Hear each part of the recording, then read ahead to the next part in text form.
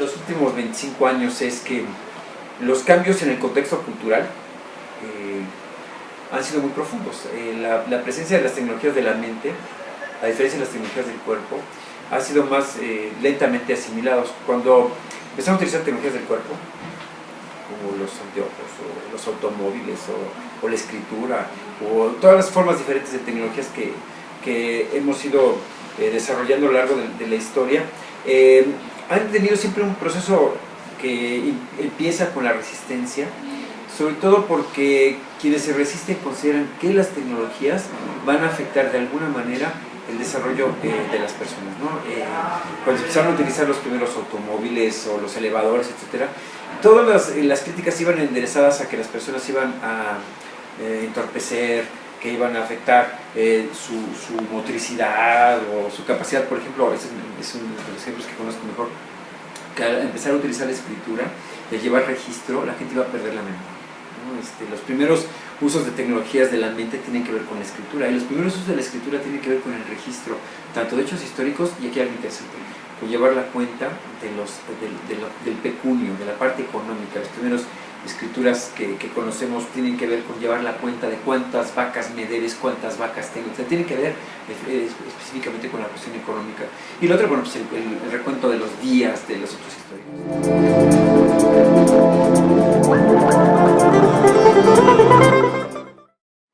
El tema es que en realidad no nos hemos puesto los humanistas a pensar cuáles son las oportunidades que ofrece la mediación tecnológica en el desarrollo de habilidades básicas para el trabajo de los humanistas y de los artistas. Por ejemplo, imagínese usted lo que se podría hacer si se apostara a que todos los profesores de arte trabajaran en el desarrollo de habilidades de coding para la creatividad. Por ejemplo, porque los estudiantes aprendieran a desarrollar planes, a tomar decisiones y, sobre todo lo más importante, a ofrecer soluciones creativas e inéditas a problemas inéditos. Solamente retar, que es la clave para mi gusto, del aprendizaje del futuro, mediado por tecnologías, es un tema que no hemos abordado en el camino de las humanidades. Yo creo que hay un tema aquí que es esencial. Si nosotros apostamos a hacer laboratorios de creatividad, un laboratorio para la creatividad no debería tener, no sé, un montón de libros sobre creatividad, sino podría tener algo más simple. Un robot o 2 o 3 robots, muchísimos motores, cantidad de engranes, muchas hojas en blanco, cartulinas de colores, tapas de plástico, yo qué sé, todos los materiales habidos y por haber que permitieran, a partir de un método muy simple, retar a los estudiantes a hacer cosas muy simples. Uno de mis retos en clase, que acabamos de hacer hace escasamente un par de semanas con estudiantes de pedagogía, consistía en elaborar un reto para estudiantes de secundaria, solamente con una hoja, tamaño carta y 1 metro de cinta adhesiva. El proyecto fue muy simple. Los alumnos tenían que hacer una torre lo más alta posible con una hoja tamaño carta y 1 metro de cinta adhesiva. Ahora la pregunta para usted: ¿cuánto cree que midió la torre que pudieron construir mis alumnas en la clase? Digo una cantidad, la que se le ocurra. 1,5 metros. 4 metros, 16 centímetros, y está documentado en internet, con una hoja tamaño carta y una cinta de 1 metro de cinta adhesiva. Sí, el tema es que si usted tiene un reto adecuado, no importa cuáles sean los medios, puede estar en mitad de la selva de Chiapas o estar en la tierra caliente del estado de Guerrero, y con 4 piedras de colores usted puede hacer un proyecto fabuloso y formidable. Entonces, ¿qué quiere decir? Que la metodología implica liberar la creatividad de la imaginación de los chicos con retos sencillos o con retos complejos, porque al final de cuentas retar a las personas es lo esencial. Con relación al tema de las humanidades y específicamente a la educación a distancia, me parece que si no nos circunscribimos a las limitadas herramientas que ofrece una plataforma, sino que ponemos nuestra imaginación en juego para retar a los estudiantes, podemos aprovechar muy bien para construir nuevas competencias y habilidades en los que toman cursos a distancia. En el caso de nosotros, por ejemplo, en el rediseño de actividades de este año escolar, utilizamos mucho, por ejemplo, el video en YouTube. Entonces, pedimos a los estudiantes que hicieran un video original sobre algunas corrientes filosóficas. Podían tomar inclusive tomas que encontraran en YouTube, pero, esa es la parte interesante, con su voz en off, tendrían que construir un breve, muy breve, video sobre algunas corrientes filosóficas. Usted se preguntará qué tiene eso que ver con la creatividad y demás. ¿Y qué tiene que ver eso con las humanidades? Pues ahí va. Para poder elaborar un condenado video, así sea de 2 minutos o 3 minutos o de 5 minutos sobre una corriente en particular, digamos, sobre el utilitarismo y sobre Bentham y su panóptico, usted tiene que leer para saber quién fue Bentham, tiene que leer sobre el panóptico, tal vez tenga que leer Vigilar y Castigar de Foucault, entender cuál es la relación entre vigilar y castigar, cómo instalamos la vigilancia, etc. Solo tiene que hacer un video, pero sin leer, sin entender, sin sintetizar, sin escribir un condenado guión, no pueden elaborar un video. Entonces, lo que parece una cosa muy simple, haga usted un breve video sobre una corriente filosófica, se convierte en un reto donde se pone en juego un montón de habilidades. Entonces, el tema en el uso de tecnologías para mediar el aprendizaje no tiene que ver con tecnología, tiene que ver básicamente con cuestiones que tienen que ver con lo didáctico, tiene que ver con la pedagogía. En pocas palabras, tiene que ver con el fundamento epistemológico del aprendizaje y con la mediación que ofrecen las nuevas tecnologías a los procesos intelectuales de los seres humanos.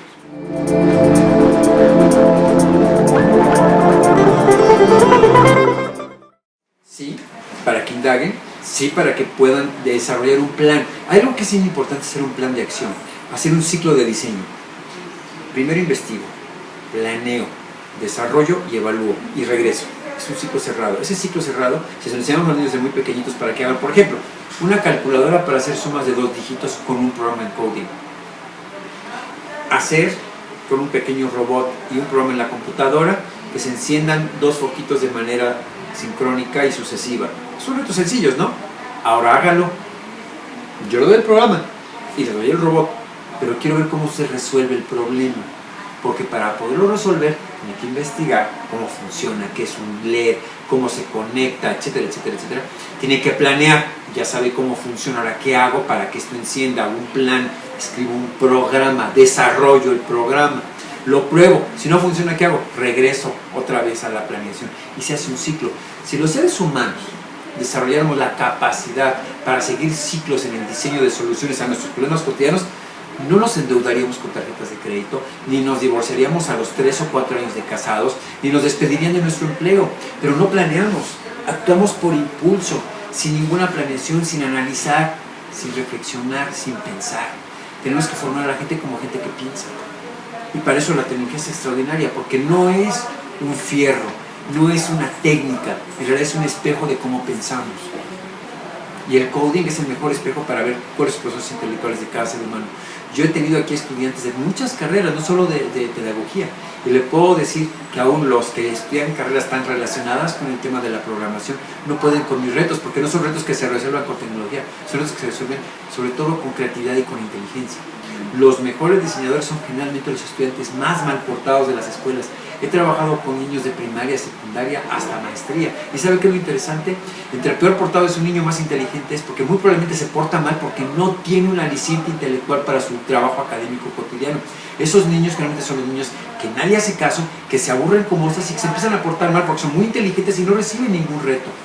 El tema del sistema educativo es que no está pensado para retar a la gente, está diseñado para informar a la gente y para que la gente pasivamente reciba información. Y un sistema educativo que está pensado para que la gente pasivamente reciba información es un sistema educativo que está condenado al fracaso. La catástrofe educativa que vive en México es resultado del modelo educativo que tenemos. No es culpa de los maestros, no es culpa de falta de recursos, no es culpa de la corrupción de los funcionarios, es culpa de un modelo educativo que está pensado para fracasar. Somos el peor lugar en los exámenes de PISA de la OSD, porque nuestro sistema educativo está pensado para que la gente se siente pasivamente a consumir información. Pero asómese usted a los salones de clase, vea si hay algún niño estimulado o interesado. Solamente 1 de cada 3 o 4 momentos dentro de la clase de cualquier profesor que usted me enseñe tiene estímulos intelectuales.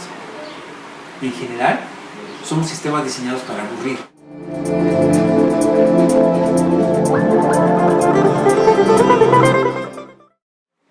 Tenemos que repensar el tema del modelo educativo. Tenemos que aprovechar la mediación tecnológica para que la gente pueda verdaderamente interesarse, asombrarse, descubrir, construir, pero no simplemente para sentarse pasivamente a consumir información.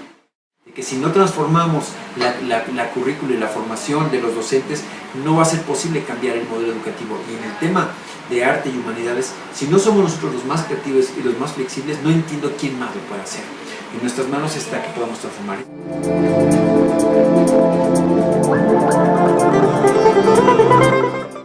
muchos modelos hoy en día que surgieron de lo que se llama el Challenge-Based Learning, o sea, la aprendizaje basado en retos. Es una idea que Papert propuso en los años 80. Muchos de sus libros, si usted los revisa, están basados en esta posibilidad de generar la creatividad a partir de retar a las personas. En el caso de él, con Lobo Writer primero, que fue la primera tipo de herramientas abiertas que yo utilicé aquí en la facultad de filosofía, lo que hacíamos es que retábamos a los chicos con cosas muy simples, que es donde les digo que me topé con gente que venía a otras carreras y que no daba una. Retábamos a los chicos a que con Lobo Writer dibujaran un cuadrado.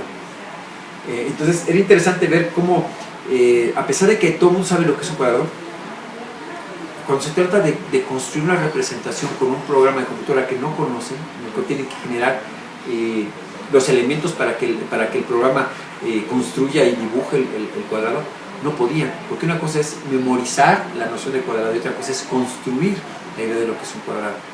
Era muy interesante porque yo tengo una lista de 64 retos que van desde dibujar un cuadrado hasta, por ejemplo, calcular la superficie inscrita bajo una curva en una función senoidal por el método de Taylor, por el método que sea, ¿no?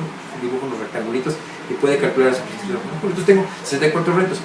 Esos retos los aprendí básicamente con alumnos de Papert, con Luis Guillermo Valverde, con el doctor Scorsia, que fue presidente de SOMES. Ellos fueron mis maestros, ellos me enseñaron a retar. Estoy hablando de hace 25 años. Y algo interesante después de que ellos me enseñaron eso fue releer la teoría que lo sustentaba en el tema del aprendizaje basado en retos. Hoy en día, el bachillerato internacional, la gente de Apple, muchísimos investigadores en los Estados Unidos manejan el tema del aprendizaje basado en retos sin problemas. Pero el asunto es que el fundamento de todo eso está en las teorías piagetianas. Si usted revisa con calma y con cuidado las teorías constructivistas y conectivistas, especialmente el constructivismo, se va a dar cuenta de que el reto es fundamental, porque la única manera de que la gente aprenda es que pueda transferir los conocimientos previos a una nueva realidad para poder construir nuevas soluciones. Entonces, construir el conocimiento es abandonar los conocimientos previos para construir nuevos conocimientos más acabados, más refinados, etc. Es un proceso que no se acaba nunca. Uno termina de aprender y de construir conocimientos cuando se muere, pero no es un proceso definitivo. O sea, no hay un momento que uno diga, yo ya construí todo lo que tengo que saber.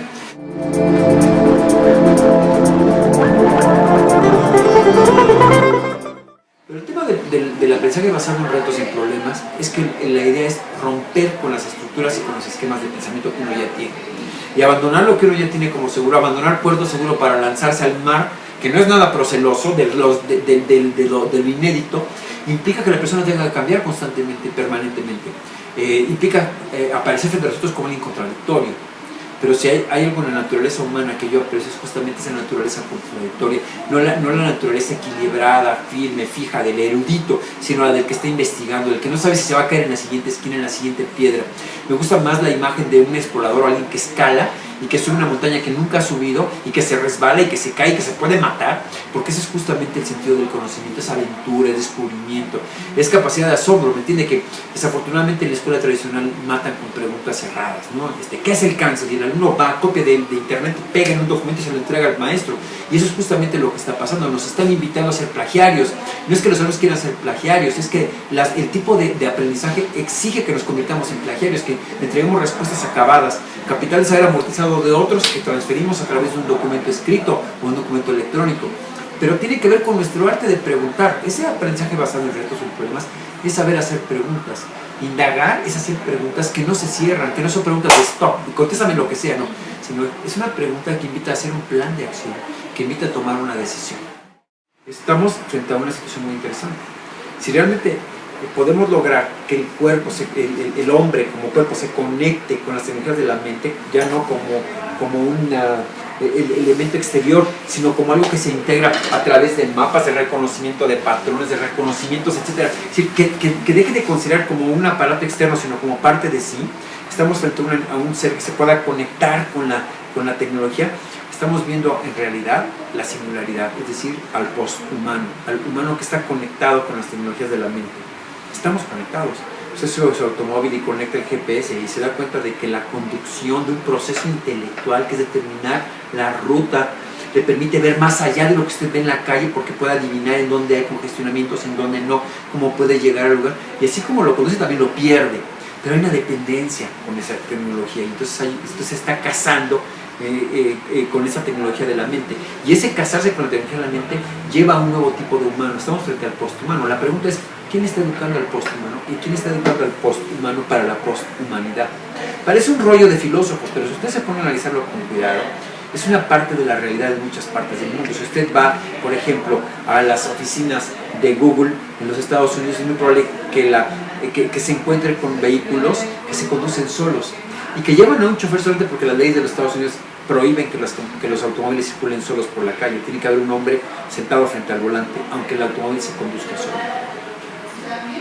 Entonces, si una máquina puede reconocer patrones y conducirse por el tráfico, estamos hablando de una máquina que sustituye, y esto hay que decirlo a los seres humanos, en una función intelectual, no en una función física. Porque un vehículo no implica una operación mecánica, implica una operación intelectual. Decidir, evitar colisiones, etc. Son decisiones que implican el análisis intelectual de patrones. Si las máquinas están llegando a ese nivel, entonces tenemos que pensar seriamente cómo tenemos que educar a los niños y a los jóvenes del futuro. Porque si lo vemos como un mito, así como una proyección, tenemos que proyectar cómo a partir de ese momento en el que las máquinas reconocen patrones y se convierten en una parte de nuestra humanidad, ¿cómo vamos a integrar esas nuevas tecnologías en las nuevas formas de ser del hombre? Es un problema que tiene que ver con las humanidades y sin duda alguna con el arte. Porque entonces obviamente que el arte nos permite proyectar. El arte es básicamente proyección. Y proyección otra vez de pasiones, es decir, de deseos, pero también de temores. Entonces, si queremos construir una nueva sociedad, esta nueva sociedad tiene que partir de la posthumanidad, de la integración de tecnologías de la mente en nuestra vida cotidiana. Habrá quien odie las aspiradoras robóticas y habrá quien odie que haya un asistente para conducirnos en el tráfico vehicular. Y a esas personas les contestaré lo mismo que les contestaba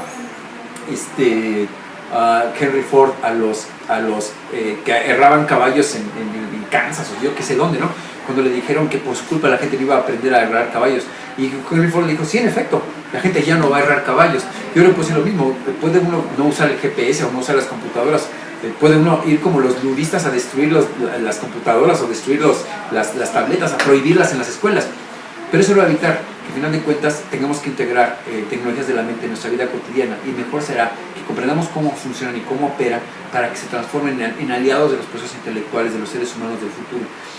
No sé en qué vaya a derivar, pero me encantaría un género que pudiera aprovechar el poder que tienen este tipo de tecnologías para una forma mejor de vivir.